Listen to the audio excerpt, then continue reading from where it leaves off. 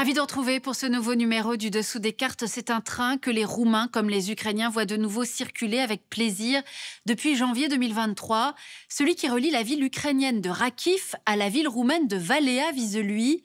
La Roumanie et l'Ukraine ont voulu rétablir cette ligne disparue en 2006 dans le contexte de la guerre en Ukraine qui multiplie les échanges de biens et de personnes entre les deux pays frontaliers.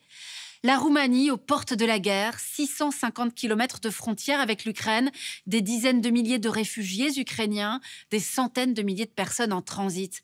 La Roumanie, hier parent pauvre de l'Union européenne et de l'OTAN, devenue depuis février 2022, et l'invasion de l'Ukraine par la Russie, un pays stratégique, l'occasion pour nous de redécouvrir son histoire mouvementée, sa géographie et son identité singulière de pays latin dans un monde slave.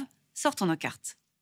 Située au sud-est de l'Europe, au nord de la péninsule balkanique, la Roumanie est membre de l'OTAN depuis 2004 et de l'Union européenne depuis 2007.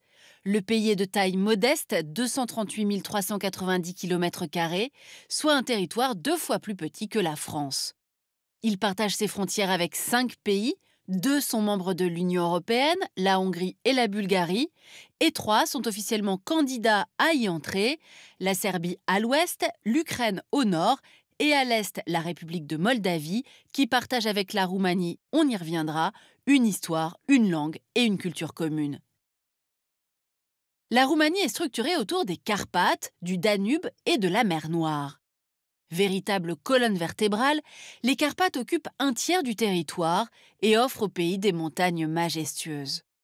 Sorte de grand croissant, le massif sépare le pays en 3, au sud la vaste plaine de Valachie, avec la capitale Bucarest, au nord-est les collines de Moldavie et au centre le plateau de Transylvanie, connu pour ses forteresses dont celle de Bran, antre du plus célèbre des vampires, Dracula. Au sud, le Danube, qui effectue un trajet de 1045 km, s'épanouit dans un somptueux delta, vaste marécage protégé, avant de se jeter en mer Noire.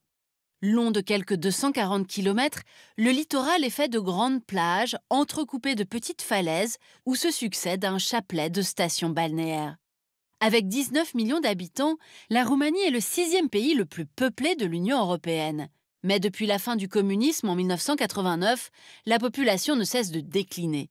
En 30 ans, le pays a perdu 4 millions d'habitants.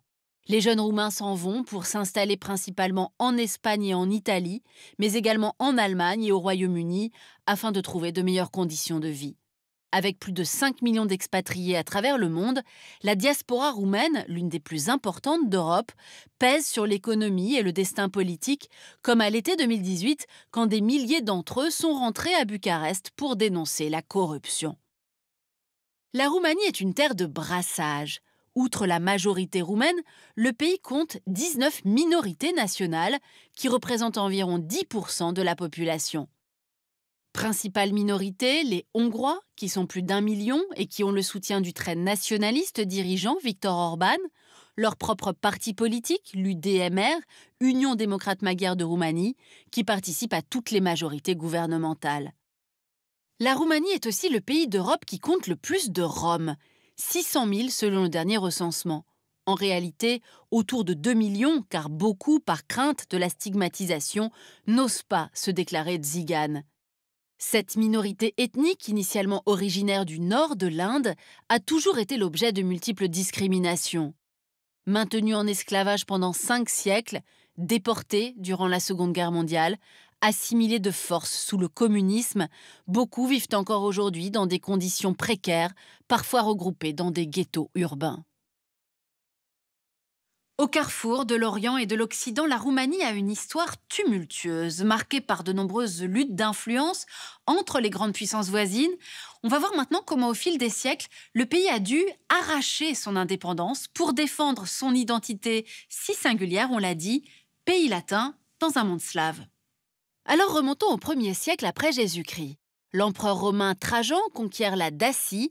Ce territoire correspond au grand sud-ouest de la Roumanie actuelle et y établit d'importantes garnisons romaines. Une occupation qui a laissé de nombreuses traces dans la langue et dans la culture du pays. Il faut attendre le 19e siècle pour que les pays roumains s'émancipent des trois grandes puissances voisines, à savoir l'Empire ottoman, l'Autriche-Hongrie et la Russie.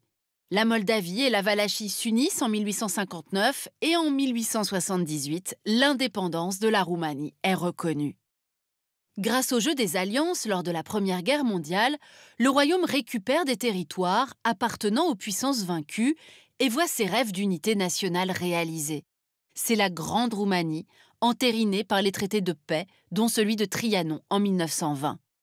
Mais le pays n'échappe pas longtemps au jeu des puissances voisines. Le pacte germano-soviétique de 1939 précipite le morcellement du pays. La Bessarabie et la Bucovine du Nord sont annexées par l'URSS, tandis que la Hongrie récupère le nord de la Transylvanie et que la Bulgarie reprend la Dobrodja du Sud. En 1941, le général Antonescu, qui a pris le pouvoir, s'allie à l'Allemagne nazie contre l'URSS. Il instaure un régime fascisant. Plusieurs centaines de milliers de Juifs et de Tziganes sont déportés. Août 1944, l'armée soviétique entre en Roumanie et place le pays sous son influence. L'industrie est nationalisée, la collectivisation des terres est lancée, la police politique, la tristement célèbre Securitate, est mise en place. 1965, Nicolae Ceausescu arrive au pouvoir. Il va s'écarter de l'orbite soviétique.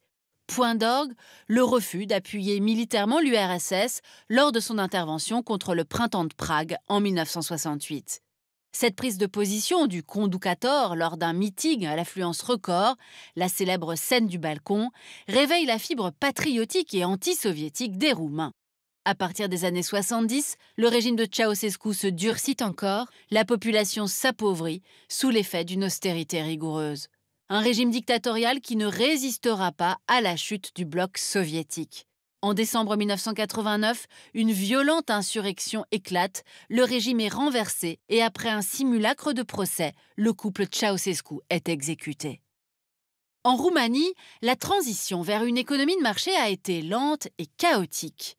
Fragilisée par une instabilité politique chronique, gouvernée en alternance par le Parti social-démocrate, héritier du Parti communiste, incarné par Ion Iliescu, et depuis 2014 par le libéral de centre-droit, Klaus Iohannis, le pays se trouve aujourd'hui dans une situation paradoxale.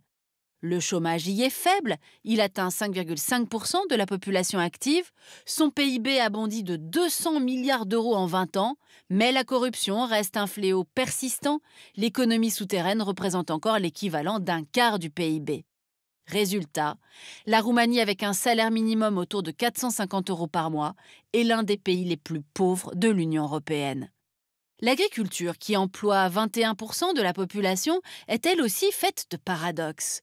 Un tiers des exploitations agricoles de l'Union européenne sont en Roumanie, mais elles ne représentent que 3,8% du PIB. Car il s'agit d'une agriculture qui repose sur de très petites fermes familiales, 2 hectares en moyenne, peu mécanisée, une agriculture de subsistance qui peine à s'industrialiser. En revanche, les terres roumaines fertiles et bon marché sont devenues un Eldorado, mais pour les agriculteurs étrangers, qui détiennent désormais un tiers de la surface agricole. Depuis 2000, une nouvelle vague de privatisation et de réformes a permis à l'industrie de se moderniser et de se diversifier. Secteur le plus dynamique, l'automobile, qui représente à elle seule 12% du PIB. Réussite emblématique, la privatisation de Dacia par Renault et le succès de la voiture low cost, la fameuse Logan, fabriquée dans l'usine de Pitești, au nord de Bucarest. Autre atout de la Roumanie, ses nombreuses ressources naturelles. Le pays peut ainsi se targuer d'être l'un des États européens les plus indépendants énergétiquement, avec l'Estonie et la Suède. Le pays est le deuxième plus grand producteur de pétrole et de gaz naturel de l'Union. Pour asseoir cette autonomie énergétique, des gisements offshore de gaz en mer Noire ont été relancés depuis le début de la guerre en Ukraine. Le conflit ukrainien qui a confirmé le rôle stratégique de la Roumanie comme avant-poste de l'OTAN face à la menace russe le long de la frontière est de l'Alliance. Environ 4700 soldats étrangers sont déployés dans le pays. La France, sous les couleurs de l'OTAN, affiche sa force, système de défense sol-air, chars Leclerc et quelques 800 militaires. Dans le sud de la Roumanie, à Deveselu, se trouve également depuis 2016 une station du bouclier antimissile américain censée intercepter toute attaque provenant de Russie, d'Iran ou de Corée du Nord. Autre point stratégique, la région de Constanța, où se trouve une base aérienne roumaine mise à disposition de l'OTAN. Objectif, protéger ce port ainsi que celui de Galatz, un peu plus au nord, qui sont désormais les rares débouchés en mer Noire des céréales ukrainiennes.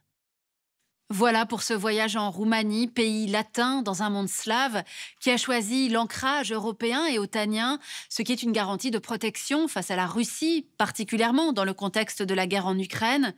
On l'aura compris, la Moldavie voisine, si proche historiquement et géographiquement de la Roumanie, n'a pas cette chance. Ni membre de l'Union européenne, ni membre de l'OTAN, elle est aujourd'hui une cible pour la Russie, notamment à travers la région sécessionniste pro-russe de Transnistrie. Pour aller plus loin, ce très joli ouvrage publié chez Nevikata, Roumanie au carrefour des empires, et puis cet ouvrage très personnel de ma consoeur Sonia De Villers, où comment les Juifs roumains, à peine sortis de la Shoah, furent exportés par l'État communiste.